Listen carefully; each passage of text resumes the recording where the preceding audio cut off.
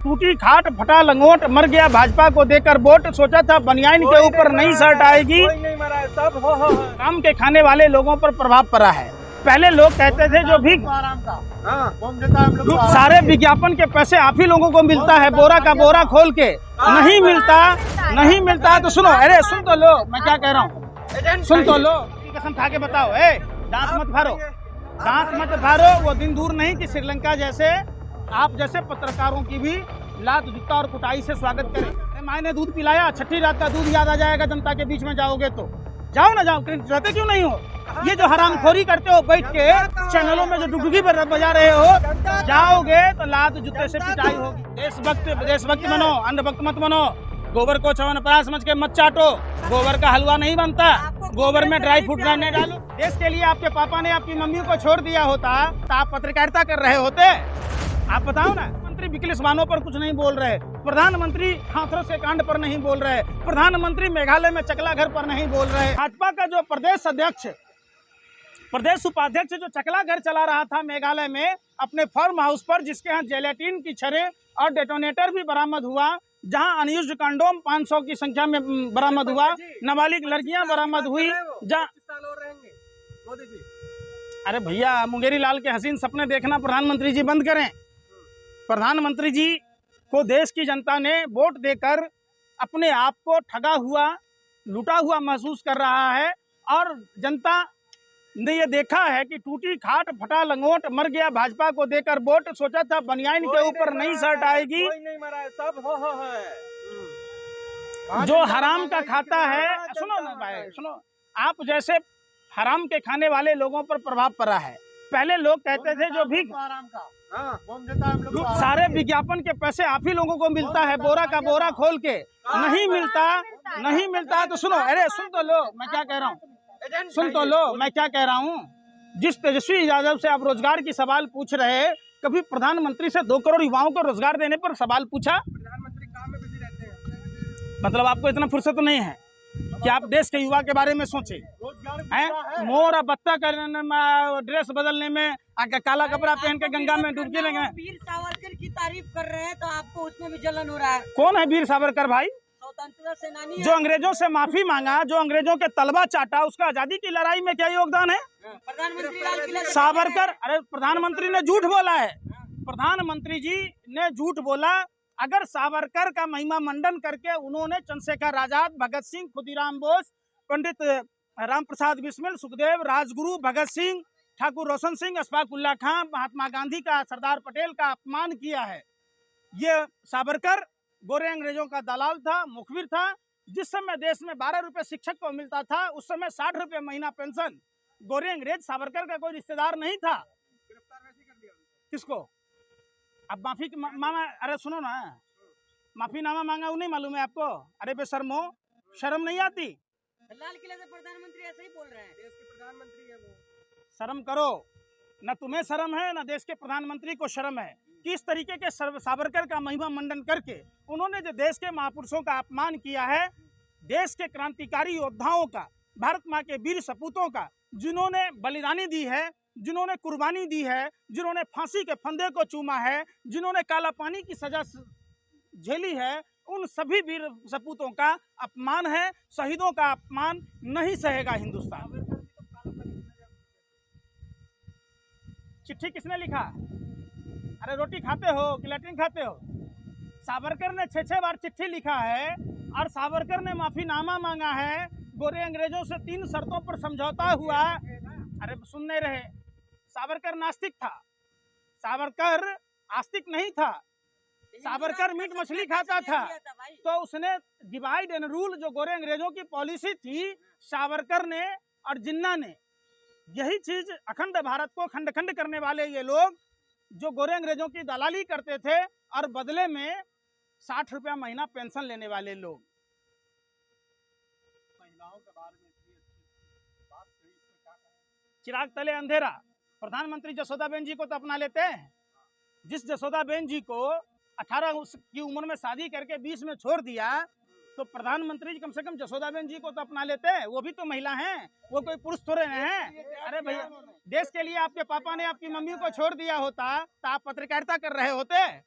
आप बताओ ना, हर आदमी अगर देश में अगर ऐसे ही बहन बेटियों को छोड़ दे, कोई भाई नहीं चाहेगा कि नरेंद्र मोदी जैसा बहनों ही मिले, कोई बाप नहीं चाहेगा कि नरेंद्र मोदी जैसा दामाद मिले, कोई महिलाएं बहन बेटियां नहीं चाहेगी कि नरेंद्र मोदी जैसा पति मिले जो शादी करके मांग में सिंदूर भर के अग्नि के साथ। लेकिन जनता तो चाहेगी कि प्रधानमंत्री भावुक उस समय प्रधान है, सुनिए उनकी भावनाएं, उनकी संवेदनाएं उस समय, सुन लो मेरी बात, सुन लो उनकी संवेदनाएं, अरे सुन लो ना, सुनने में क्या एक पैसा लग रहा है, सुनो, ये मोदी जी का राज में आपने इनकमिंग कॉल के भी पैसे लगा दिए तो आपके सुनने पर भी टैक्स लग गया क्या? प्रधानमंत्री आवास से चंद कदमों की दूरी पर आपने मातृशक्ति को खुले आसमान में बच्चों को जन्म देते देखा होगा। प्रधानमंत्री की संवेदना उस समय कहाँ मर गई? प्रधानमंत्री की संवेदना उस समय कहाँ मर गई? प्रधानमंत्री आवास से चंद कदमों की दूरी पर शमशान घाट में जो मंदिर का पुजारी था जिसके द्वारा दलित लड़की का बलात्कार हुआ, उसके साथ जो दरिंदगी हुई उस पर नहीं बोले। प्रधानमंत्री बिकलिस वाहनों पर कुछ नहीं बोल रहे। प्रधानमंत्री हाथरस के कांड पर नहीं बोल रहे। प्रधानमंत्री मेघालय में चकला घर पर नहीं बोल रहे।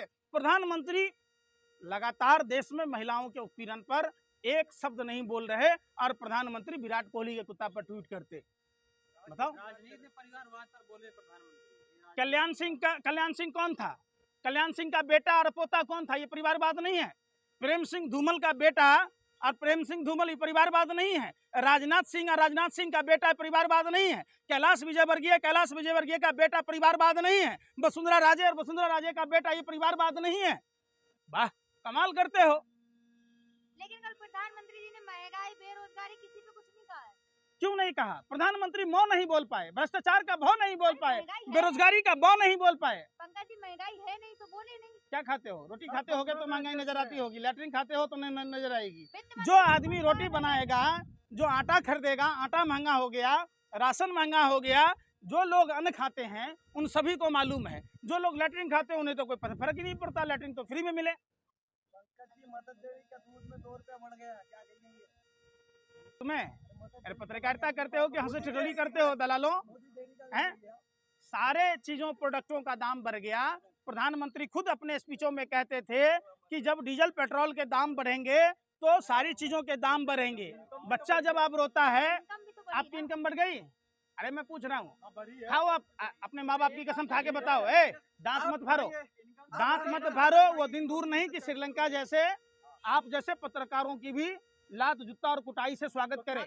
सुनो, बेरू की जगह एंकर आकर के बैठ गई, क्या कर लिया आपने?